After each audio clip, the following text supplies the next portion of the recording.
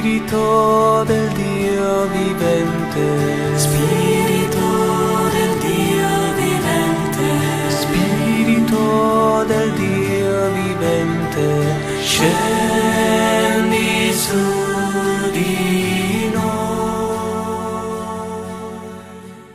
Bueno, pues los saludo con mucho cariño a todos, les doy la bienvenida a este humilde canal que solamente procura compartir con ustedes los misterios de nuestra fe y nuestras experiencias tan humanas y también las experiencias divinas de lo que Dios hace en la vida de cada uno de nosotros.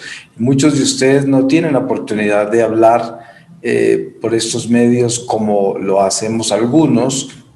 Sin embargo, todos ustedes están hablando a través de nosotros y por eso es que se pueden identificar con lo que todos los expositores decimos y todos los testimonios, porque son testimonios cristianos y por lo tanto es una obra del Espíritu Santo y se identifica con todos nosotros porque es nuestra historia cristiana.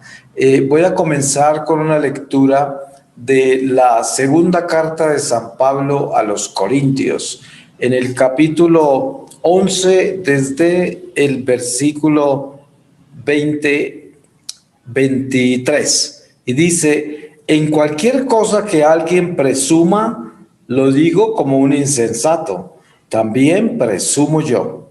¿Son hebreos? También yo. ¿Son israelitas? También yo. ¿Son descendencia de Abraham? También yo. ¿Son ministros de Cristo? Pues delirando hablo, yo más.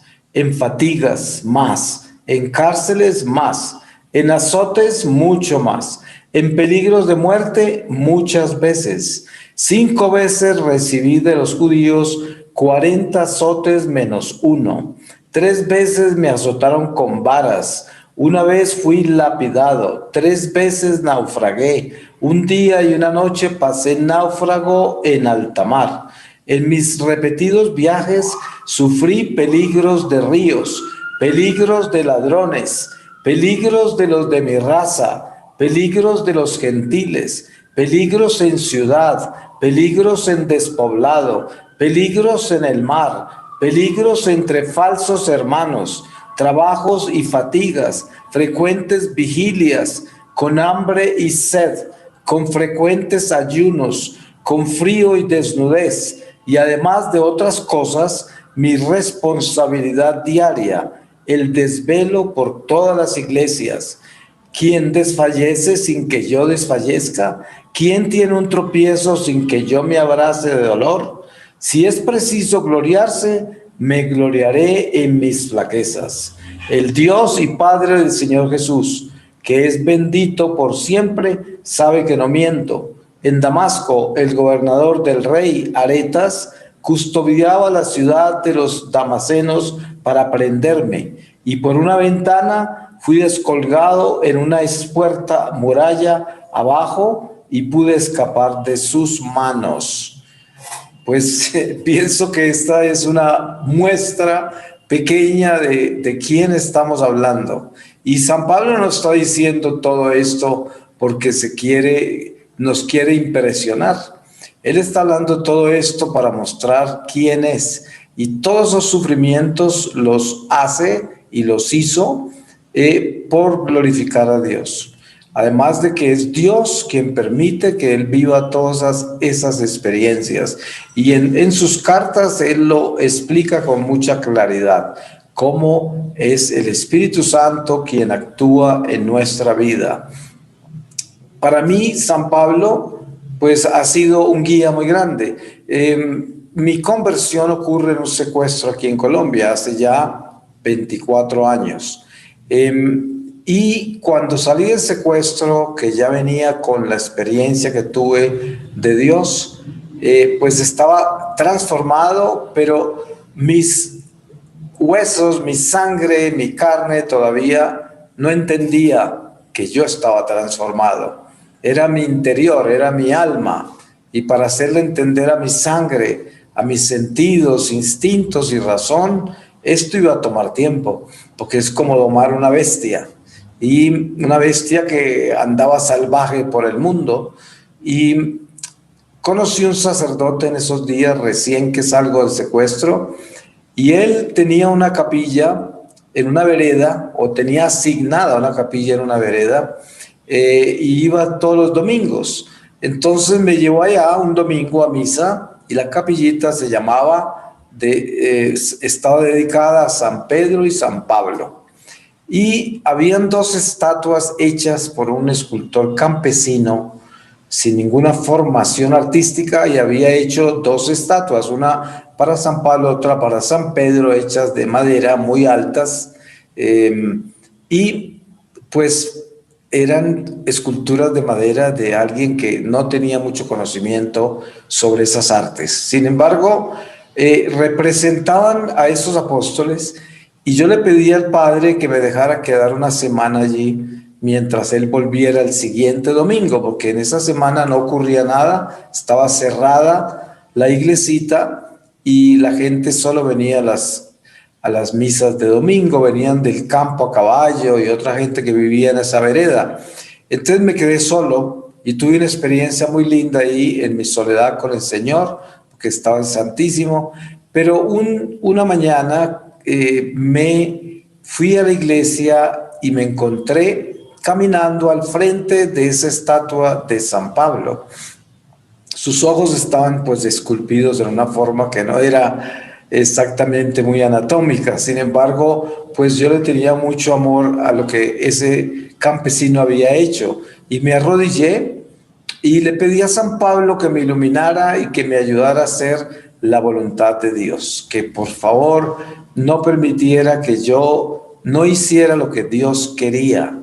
Y no sé qué otras cosas le dije, y además no sé qué otras cosas sentí en mi corazón que él me decía. Pero lo que sí sé es que yo tuve un encuentro con San Pablo esa mañana, que no lo podría describir nunca cómo ocurrió, pero lo que yo sentí fue muy grande. Hasta hoy no lo tengo claro intelectualmente, pero está muy claro en mi corazón.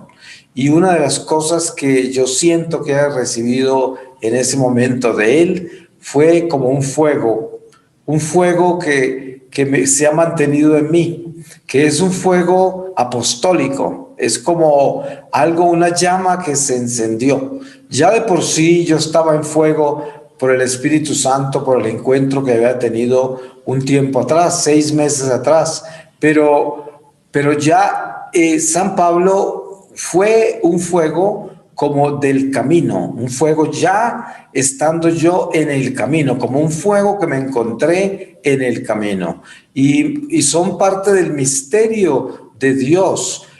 Hoy escuchábamos tanto de Monseñor Víctor Hugo como de nuestra hermana de Escocia, la hermana Andrea, y escuchábamos cosas muy lindas sobre cómo Dios conocía a San Pablo. Sí, lo conocía, obviamente, él lo creó, pero también él estaba escogido, obviamente estaba escogido.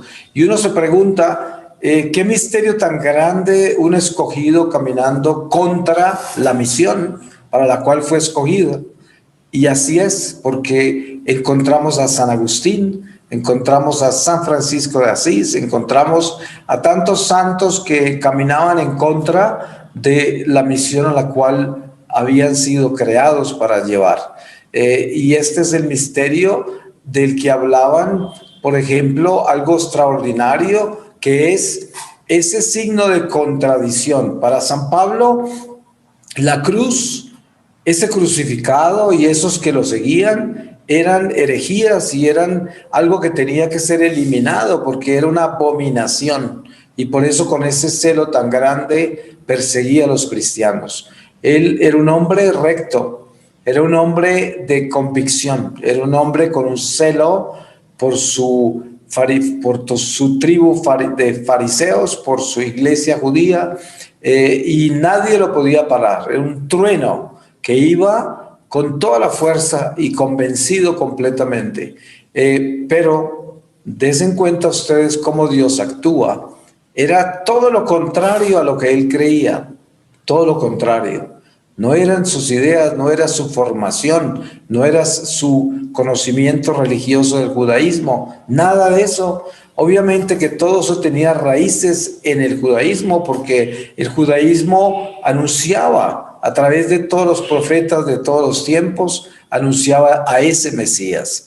Pero no aceptaron que ese era el Mesías, ese era un falso profeta, ese había muerto ya, ese era una contradicción a lo que ellos esperaban y por eso lo perseguían. Pero el Señor tenía un plan perfecto con San Pablo y lo tiene con todos nosotros, y la mayoría de las veces es un signo de contradicción ese encuentro con esa verdad. Cuando nos encontramos con esa verdad, parece ser que esa verdad es lo que había sido mentira para nosotros toda nuestra vida, y de repente se convierte en lo único que es verdad. Entonces, hoy podemos decir, cuando hablamos de San Pablo, que vivimos en un mundo que no es necesariamente paulino. En una oportunidad estaba yo compartiendo con unas personas de diferentes religiones, entre esos habían unos calvinistas, y era una pareja de homosexuales, y eran diplomáticos. Y estos calvinistas hablaban con mucha propiedad sobre los apóstoles y se veía que conocían las escrituras desde el calvinismo. Los que conozcan quiénes son los calvinistas saben a qué me refiero. Y entonces, de repente, comenzaron a hablar de San Pablo como si fuera un hereje, como si fuera un hombre que no se convirtió, como si fuera como un escándalo. No lo consideraban siquiera un apóstol. Yo no quise entrar en discusiones porque yo aprendí del mismo San Pablo, leyendo sus cartas, que nosotros nunca nos debemos envolver en ese tipo de argumentos.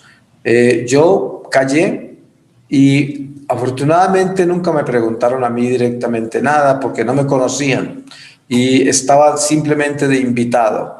Pero poco a poco me di cuenta que era por el homosexualismo que ellos practicaban, porque yo conozco homosexuales que son castos, que a pesar de tener su tendencia, no son activos en su homosexualismo, y no hablo de ellos, pero hablo de los que son promiscuos, están abiertos a ese pecado. Y entonces, claro, San Pablo específicamente denuncia los sodomitas, y los denuncia con nombre propio, y habla de que no podrán entrar al reino de Dios. Lo dice con esas palabras exactas. Y entonces ahí descubrí por qué no lo querían a San Pablo. Y esa fue una experiencia nueva, una experiencia dolorosa, triste, más que todo no por San Pablo, porque San Pablo está coronado con la corona de Cristo ya en el cielo, y él mismo lo dijo antes de morir, le decía en su carta a Timoteo, pero la tristeza era por ellos, porque yo decía, y pensar que estas dos criaturas están en peligro de condenarse.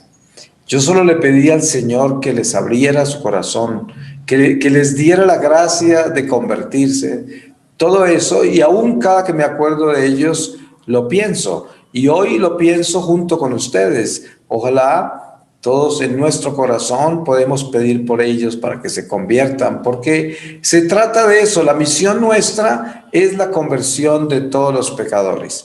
Ahora, yo, por ejemplo, y especialmente en estos días, he estado muy concentrado en pensar en el demonio del juez que hay en el corazón de todos nosotros, porque observo las redes sociales, la forma en que sacerdotes, influencers y obispos y predicadores muy famosos en la iglesia, la forma en que ligeramente juzgan al uno y al otro, y es más, la forma de atraer la atención para sus prédicas por internet es mencionando algo sensacional sobre otra persona, sobre el Papa, sobre algún acontecimiento de alguna persona en particular. Siempre es un juicio a alguien, y además con sentencia también.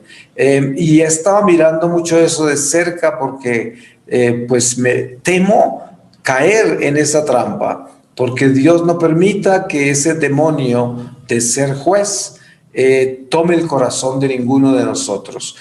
Hay que exorcizar el juez en nosotros, porque como cristianos debemos saber que hay un solo juez. El mismo San Pablo enseña eso. Él dice, ni yo me juzgo, solo Dios puede juzgarnos en la persona de Jesucristo. Es el único juez y el único justo juez, misericordioso, bondadoso, pero justo, que quiere decir exacto. Ahora, es importante que nosotros al acercarnos a esta experiencia paulina, que es maravillosa, ¿qué sería de nosotros sin San Pablo, como decía la hermana Andrea? ¿Qué sería si este es un incendio completo? Las cartas de San Pablo son un tesoro extraordinario. Yo me las deleito y yo siempre antes de cada charla que doy, abro las escrituras indiscriminadamente y muchas veces abren en alguna carta de San Pablo. Y cuando las leo, siento ese mismo fuego que sentí cuando me arrodillé a los pies de su estatua, allá en esa capillita, en esa vereda, en ese pueblito, aquí en Colombia, en el campo.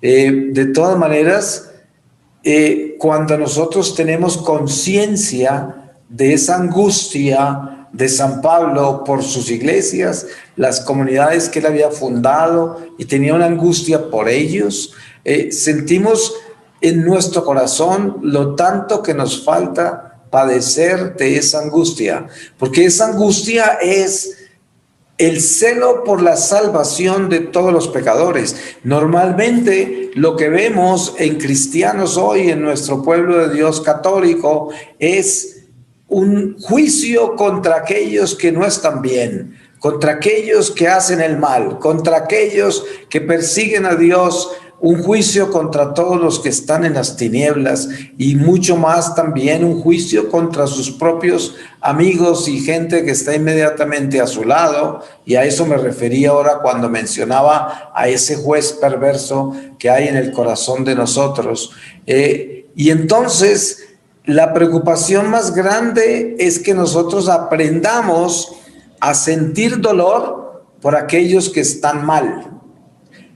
Yo, por ejemplo, y los que conocen mi historia, saben que viví 33 años alejado de Dios. Y como les dije, cuando yo regreso ya a la iglesia y comienzo mi caminar con Dios, tengo que enseñarle a este animal humano a entender que todo mi interior conocía a Dios y que entendía a Dios y que quería obedecerle a Dios. Y obviamente mi naturaleza carnal, racional, mis apetitos, mis instintos, mis memorias, mis tendencias, no querían saber de eso, nada. Como llama San Pablo, el hombre viejo, ese no quería oír nada del hombre nuevo, nada. Entonces, andar en esta dualidad tan terrible, que era como exactamente el bien y el mal, andar en eso costó mucho dolor. Y todavía, a pesar de que han pasado 24 años, todavía esa parte mala que hay en mí tiende a salir. Y sobre todo cuando pasa algo difícil, el hombre viejo trata de salir a actuar. Por ejemplo, las persecuciones, la gente que no me quiere y me trata de hacer daño. La bestia en mí inmediatamente se pone las armas y quiere eliminar, y quiere decapitar, y quiere acabar con todos. Eso sale y a mí me toca domarla, me toca orar, me toca sujetarla en obediencia, porque está ahí, yo la siento y me tienta. Y esto es una lucha, porque por eso es que debemos entender esa conversión y ese estado que describe San Pablo con tanta claridad cuando dice el mal que no quiero hacer es el mal que termino haciendo, porque en mí hay una mancha que me inclina al mal. Y esa mancha no soy yo, pero está en mí. Y esto es doloroso porque anda en nuestra carne, en nuestra sangre, en nuestro ser humano, en esta carne mortal, ¿sí? En esta razón que tenemos que es tan limitada y que es como un fósforo, se prende con nada, es un fusible corto, y entonces nos lleva también a creernos mejor que los demás y acusar a los demás de ser una desgracia sin mirar la desgracia que somos nosotros. Y esto es una enseñanza paulina muy importante, porque si algo he aprendido yo de San Pablo es su humildad cuando presenta el caso del ser humano y de Dios. Es una humildad increíble porque él mismo se acusa. Él no acusa a nadie antes de exponerse él mismo como un pecador miserable, como una persona que tiene tendencias y que tiene que domarlas. Y estamos hablando de un hombre que fue formado desde niño en todas las leyes y tradiciones del judaísmo, educado por los maestros más nobles e importantes en la Judea, a pesar de él traer toda esa cultura griega y toda esa educación y formación estricta que tenía, intelectual. Era un hombre muy preparado, muy inteligente, seguramente que era de clase media alta en ese imperio romano porque tenía nacionalidad romana siendo judío, pero era una persona que Dios preparó. Sabemos que esto no es una coincidencia, ni un accidente, ni algo que pasó en la vida de San Pablo antes de ser cristiano. No, esta es una escuela por la que San Pablo caminó para llegar a ejercer su profesión, en este caso su vocación apostólica. Nada está en vano en esta vida y sobre todo para un apóstol que ha nacido para ser apóstol. Porque Dios todo lo hace desde la eternidad y todo está hecho ya. Y eso lo entendemos todos nosotros por obra del Espíritu Santo en nuestro corazón, que Dios ya creó todo. Y si nosotros le obedecemos a Él, caminamos sobre un plan perfecto. Si nosotros desobedecemos, estamos descarrilados. Yo lo sé porque yo estuve descarrilado 33 años. Y el mismo Señor me mostró a mí, un pecador miserable como yo, me mostró cuán descarrilado estaba. Y por eso yo entiendo muy bien a todo el que está descarrilado. Y entiendo muy bien lo difícil que le queda a muchas personas entenderme a mí y perdonarme el pasado y perdonarme como pecador o perdonarme como la miseria que puedo representar. Y soy un signo de contradicción para muchos, porque hay mucha gente que no tiene un corazón noble ni blando, sino que tienen una radicalidad y unas exigencias porque se creen mejores que los demás, porque todavía no han entrado en el Espíritu de Dios y todavía, a pesar del bautismo, no tienen esa gracia. Y no es que yo ahora me ufame de tener la inmensa gracia, que soy mejor que ellos, para nada, porque yo todos los días me vigilo, y si de alguna persona desconfío en la vida es de mí mismo, porque cada que me levanto siempre miro alrededor y digo, ¿quién sabe en qué andaré hoy? Si fuera por mí, seguramente que nada bueno, pero gracias a la fuerza que Dios me da, me voy con Él. Y esto es algo que tengo que hacer todo el tiempo. Por eso yo no me ufamo de estar encendido en la gracia. No, la gracia siempre está ahí y me acompaña, pero ay de mí si no me cuido para que esa gracia pueda actuar en mí todo el tiempo. Por eso es que la preocupación nuestra es sobre tener un celo, una angustia por el pueblo que está descarriado, por las almas que no conocen a Dios, por aquellos que están en peligro de condenarse, por todos esos. Esa debe ser nuestra angustia y nuestro celo. Y miren, muchas veces en mi vida, durante estos años en que ya regresé a la iglesia y empecé mi vida de misionero, he tenido pruebas de las cuales el Señor no me ha sacado. Situaciones dificilísimas que yo le dije al Señor, Señor, si tú quieres, cambia esta realidad, como de ir a la cárcel. Y no la cambió. Tuve que ir a la cárcel más de una vez. ¿Y qué sucede? Que durante esas experiencias yo aprendí que así tenía que ser, que esa era la pedagogía de Dios, era la escuela del Señor, era una forma de saldar todas las cuentas con el diablo, era una forma de caminar con el Señor, con el Evangelio, y era una forma de entender el dolor, el sufrimiento, entender la derrota, entender las consecuencias de los errores que cometemos, purificarnos, reparar, santificarnos. Todo eso, por lo que decía también en una de las enseñanzas de hoy, se decía que el Señor, cuando permite un sufrimiento en nuestra vida, nos permite compartir su cruz. Qué lindo que es eso, ¿no? Creo que era la hermana Andrea que decía eso. Es hermoso porque es como un don para entender el sufrimiento. El sufrimiento no necesariamente llega a nosotros siendo inocentes. Sí, hay almas víctimas y hay víctimas del mal en muchas formas, pero la mayoría de las veces que llega el sufrimiento y las pruebas a nuestra vida tiene que ver con acciones nuestras que tienen consecuencias así. Y por eso Dios en eso no actúa, sino que lo permite. Y muchas veces he vivido yo eso, y la prueba de fe es muy grande, porque el diablo llega y dice: Él no te quiere porque tú no te has convertido de verdad, y por eso te metió a la cárcel. Y mira lo que te está pasando, y te están despreciando y te están humillando, y van a utilizar este carcelazo para descreditarte más adelante. Esto todo va contra ti. Tu apostolado no va a tener futuro, no vas a poder hacer lo que fuiste llamado a hacer. Eres un fracaso. Y estos son las voces del diablo. El Señor, yo me le he arrodillado al Señor en medio de esas pruebas y le he implorado que no permita que esa voz llegue a mi corazón y actúe. Y así ha sido. El Señor me ha dado la fuerza para salir de todas esas pruebas.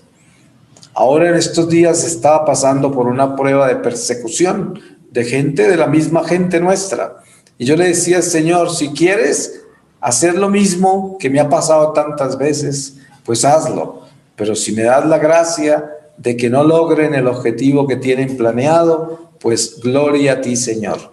Porque seguramente que no todas las pruebas son para uno caer, sino que muchas pruebas son también para que el Señor nos muestre que a veces nos da la victoria. Y esto es importante, no para saborearse la victoria contra otros, sino para saborearse el amor de Dios. Y esto es lo importante. Uno no tiene que gloriarse porque el Señor derrotó a un enemigo. Uno se gloria es de el amor que Dios nos dio. Es David con la roca. David, cuando tumba a Goliat, no se gloria de haber tumbado a Goliat. Él se gloria de que verdaderamente Dios estaba con él, que verdaderamente esa roca era Dios. Y eso era lo grande que había en el corazón de David.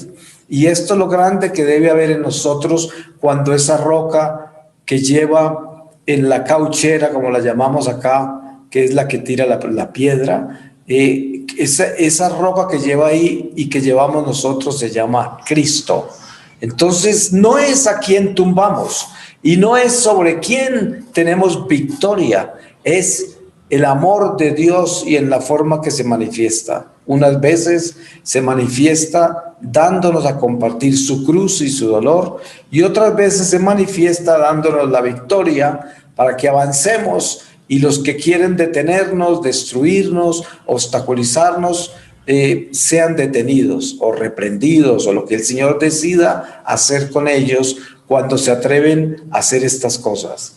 Ahora, dentro de el ministerio paulino encontramos hoy un ejemplo claro: el Papa Francisco en Irak. Aquí estamos viendo lo que es San Pablo. San Pablo está preparándose en un viaje que iba a Jerusalén y llega a un lugar, y los profetas de ese lugar le decían, uno de ellos tomó su cinturón y se lo enredó en su pierna, creo, y decía: veo a un hombre atado, encarcelado, y le mostraba que en Jerusalén lo iban a arrestar, le iban a pasar cosas horribles. Sin embargo, y eso no solamente le pasó en un pueblo de los que atravesaba en camino a Jerusalén, le pasó en varios, y sin embargo San Pablo decía, yo voy atado al Espíritu y voy para Jerusalén. No tengo temor de lo que me pueda pasar a mí, porque yo voy es hacer lo que Dios quiere de mí. Así fue, él llegó a Jerusalén y allá lo arrestaron. Y ahí comienza su viaje a Roma, cuando pidió que fuera el César quien lo juzgara y se le salió de las manos a los judíos. Ahora, entendemos muy bien nosotros que este llamado es el mismo llamado que tiene el Papa Francisco cuando todos le dicen que no vaya a Irak por la pandemia, por la guerra que hay en Irak y el terrorismo, porque tenía en peligro su vida. Sin embargo, el Papa Francisco no escuchó ninguna de esas voces, aunque esas voces venían de la misma iglesia en general, voces buenas como las que escuchó San Pablo de los profetas de esas comunidades que él mismo había fundado, gente querida que él conocía. Sin embargo, no los obedeció. El Papa Francisco tampoco obedeció esas voces y se fue, porque sentía que el Espíritu lo llamaba. Y los que han podido ver esa visita del Papa en Irak, seguro que se han derramado en lágrimas y emociones, que así me pasó a mí, y así nos ha pasado aquí en nuestra comunidad. Es algo muy grande lo que está pasando allá, lo que está haciendo, lo que están diciendo allá, es algo extraordinario, es algo totalmente paulino. Ese es un San Pablo, así es San Pablo. Esas son las misiones de la iglesia, esas son. Por eso todos estos atrevidos que se atreven a decir que nuestro Papa Francisco no es un papa, que es un antipapa, y todo eso, que Dios tenga misericordia de cada uno de ellos, porque tienen su lengua podrida y su corazón. Y qué horrible que es eso. Yo cuando los veo y los oigo digo, ay, cómo duelen ellos. Porque el Papa seguirá siendo el Papa y nosotros seguiremos siendo obedientes a él y a la iglesia. Pero estos, ¿qué será de ellos si no se convierten? Pobre gente, no quisiera estar en sus zapatos en presencia de Jesús el día que los llame. Por eso oramos por todos ellos. Pero qué apóstol tan grande que es el Papa Francisco. Ahora, entendiendo ese espíritu paulino, que no es nada menos que el mismo Espíritu Santo, en un corazón que se hace dócil a Dios y que se deja llevar por encima de todas las corrientes, por encima de todas las voces, se deja llevar y el Espíritu lo ata y se lo lleva a hacer lo que tiene que hacer, sin tener miedo a ser mártir, sin tener miedo a ninguna consecuencia. Quizás ustedes han oído hablar de un pasaje de San Atanasio y que habla sobre el último encuentro que tuvieron San Pedro y San Pablo en Roma antes de ser mártires. Y es hermoso el abrazo que se dieron. Había un lugar en Roma donde había una capilla que conmemoraba ese abrazo. Después construyeron una vía por ahí en 1950 o algo y tumbaron ese edificio, y hoy tan solo hay una placa en la puerta que conmemora el abrazo de esos dos gigantes de la iglesia que andaban por diferentes caminos con relación a su prédica, con relación a su apostolado, pero que tenían el mismo fin y el mismo maestro, y se encontraron en Roma para ser mártires prácticamente al mismo tiempo.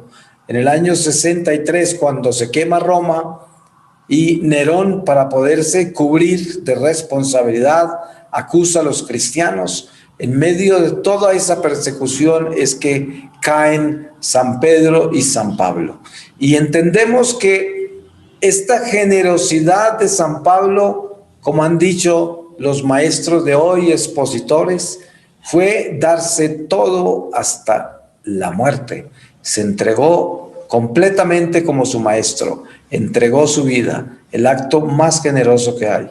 entregar la vida por Dios y por la iglesia. No hay un acto de generosidad más grande. Cuando el mismo apóstol San Pablo nos narra el himno a la caridad en 1 Corintios 13, nos damos cuenta que es esa caridad la corona del cristiano. Sin eso no hay nada, nada vale nada si no existe esa caridad, que es la que nos da esa generosidad de entregar nuestra vida por Dios y por el prójimo, por la salvación de todos. Esa es la generosidad. Es increíble el cambio que hay en nuestro corazón cuando nosotros nos llenamos de generosidad por la salvación de todos los pecadores, porque es el acto más grande, el acto más grandioso que hay en la vida del cristiano, la angustia de la que hablaba San Pablo. Cuando él describe, como yo le leí en la lectura del principio de esta reflexión, todo lo que le pasó, los azotes, los naufragios, la cárcel, todo lo que vivió, lo describe, como dije antes, no para ufanarse de eso, sino para glorificar a Dios y mostrar lo que le dijo a Ananías Jesús cuando lo mandó a imponerle manos a San Pablo en Damasco, después de que pasó 3 días ciego, y le dijo: él tendrá que sufrir mucho por mí. Y entonces entendemos que estas palabras proféticas que Jesús le dice a Ananías son lo que se cumple en la vida de él y lo que está escribiendo San Pablo en esta segunda carta a los Corintios, cuando habla de todas las cosas que le han pasado, y ahí no alcanzó a describir todo lo que le había sucedido, solo parte, porque faltaban muchas cosas todavía.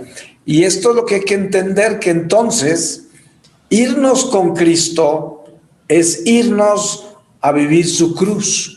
Y vivir su cruz es también vivir su sufrimiento, y ese sufrimiento que nos purifica también nos da humildad y caridad con los demás. Miren, una persona que está bien enferma y sabe de otro enfermo, sabe que se siente estando enfermo, entiende al otro enfermo, lo entiende. Es como cuando se miran 2 enfermos en un hospital de una cama a la otra. Generalmente se miran con cariño, aunque no se conozcan, porque se entienden, porque saben que están postrados, que están mal, que están limitados, que están detenidos, que a lo mejor se van a morir, quién sabe, pero esas miradas se encuentran en medio de la enfermedad y se encuentran en medio de una comunión de yo sé lo que sientes. Esa comunión, qué bonita que es esa comunión, porque esa comunión es la que tiene San Pablo con toda la gente que encuentra, porque él le predica a los gentiles, y los gentiles no conocían a Cristo, él tampoco lo conocía. Él lo esperaba porque esperaba el Mesías, pero no pensaba que era ese Cristo que habían crucificado. Y cuando él lo encuentra, se va con él y se lo quiere dar a todos. Y cuando encuentra a esa gente que no lo conoce, él siente una angustia porque se puede identificar con ellos. Porque él también, sin haber sido un gentil, siendo un judío, tampoco lo conocía. Y fue el Señor el que se le apareció y le transformó su vida. No fue San Pablo, aunque él esperaba el Mesías, pero el Mesías ya había llegado y sus propios judíos lo habían crucificado. Entonces, ese enfermo que mira al otro y lo entiende, es el mismo San Pablo que mira al que no conoce a Cristo y también lo entiende. Y esos debemos ser nosotros. Cuando encontremos en nuestra familia cuánta gente hay bautizada que no conoce a Cristo, que no conoce el amor, que no conoce el perdón, que no conoce lo que es sentir uno el dolor del otro, lo que es preocuparse por la salvación del otro. Entonces eso nos debe producir un celo, una angustia interior, que es un amor por las almas, una necesidad de que todos conozcan a Dios, sin olvidarnos nunca quiénes somos, sin olvidarnos de nuestra miseria y nuestro pecado, que somos nada, que no nos merecemos nada, que nada recibimos por mérito, sino que todo recibimos por amor. El amor de Dios es el que nos da todo esto. Y Dios siempre está con nosotros, aun cuando nosotros no estamos con Él. Dense en cuenta que Dios siempre estuvo con San Pablo, porque San Pablo le oraba al mismo Dios. Hoy estaba el Papa Francisco en Ur, en Caldea, donde nació Abraham, que es el padre de todas las religiones monoteístas, el judaísmo, el cristianismo y el islam, el mismo Dios. Y por eso, cuando el Papa está sentado con esas religiones, está sentado con Abraham y está sentado con toda la historia sagrada de nuestra vida religiosa, de nuestro catolicismo, de nuestro cristianismo. Y al estar ahí, pues está hablando con un Dios que era el Dios con el que caminaba San Pablo desde que nació, el mismo Dios, y caminaba con él. Pero ese Dios había enviado en la plenitud de los tiempos al Mesías que San Pablo esperaba, al Mesías que los maestros de San Pablo como Gamaliel lo esperaban, que todos esperaban, pero que cuando llegó no lo conocieron, no lo aceptaron, porque el corazón de ellos no estaba preparado. Aunque se dice que el maestro Gamaliel reconocía a Jesús como el Mesías, así como Nicodemos, que eran sacerdotes y entendían que él era el Mesías. Pero fue algo muy misterioso porque ellos nunca se atrevieron a irse con él por encima de todo lo que ellos eran. Eso es un misterio que queda en las Escrituras, en la historia sagrada, y que cuando encontremos al Señor y nosotros entremos a la plenitud de nuestra vida, entonces lo entenderemos. Por ahora es un misterio porque ellos no tuvieron la fuerza para irse con el Mesías y lo habían reconocido. Ahora, entendemos nosotros que viviendo dentro de nuestro corazón, la necesidad tan grande que tenemos cada uno de nosotros que estamos aquí reunidos virtualmente y que continuaremos reuniéndonos por medio de esta filmación, teniendo esa necesidad tan grande de alcanzar una conversión sincera, una transformación sincera, un cambio radical de nuestra vida que nos haga sentir que estamos caminando con el Señor, que realmente Jesús se sienta en nosotros. De la única manera que podemos saborear eso es si nos damos cuenta que podemos perdonar, que somos capaces de tener la furia que hay en nosotros, los deseos de vengarnos, de odiar, de sentirnos mejores y más distinguidos que los demás, de sentirnos que a nosotros no, que a ellos sí, que el castigo para mí no, que aquel lo es el que deben castigar. Y todo esto, qué bonito que es cuando uno entiende que dependemos 100% de Dios, 100% de Dios. Qué bueno que es tenerlo claro, para que no tengamos la mínima idea de que hay algo que dependa de nosotros. Y sí, hay una cosa que depende de nosotros y es esta: Dios, que te creó sin ti, no te puede salvar sin ti. Así dice uno de nuestros doctores de la iglesia. ¿Y qué quiere decir eso? Eso sí tenemos que hacerlo. Tenemos que darle el sí a nuestra salvación. Es importantísimo eso. Es como el que se casa y entiende ese sacramento. Le da el sí a su esposa o a su esposo y eso hace que se consume ese matrimonio, que se consuma ese matrimonio. No es nada diferente a nuestro matrimonio con la verdad, nuestro matrimonio con Dios. El matrimonio que vive San Pablo con Jesús. Cuando ese Jesús se le aparece y él cae postrado en tierra, que me parece muy lindo lo que nos han enseñado hoy y lo que aprendimos en nuestro congreso en inglés, que también tuvimos uno hace una semana. Para los que hablan inglés, les recomiendo que lo busquen en nuestro canal, en este canal, que es de San Pablo en inglés, y hay también unos maestros increíbles, y una de las enseñanzas muy curiosas e importantes de tener claras es que San Pablo no iba a caballo. Nos han explicado en los Hechos de los Apóstoles, nunca se habla de un caballo, pero en el mundo moderno occidental, los artistas occidentales como Caravaggio, Miguel Ángel, pintan y describen a San Pablo caído de un caballo, pero esa es una imagen occidental, porque en Occidente habían caballos y era lo que sucedía, eran imágenes de una realidad que ellos conocían, pero en el Medio Oriente y sobre todo entre los judíos, ellos no usaban los caballos. Entonces San Pablo lo más seguro es que iba a pie y se cae rostro en tierra, pero no del caballo, sino que se cae.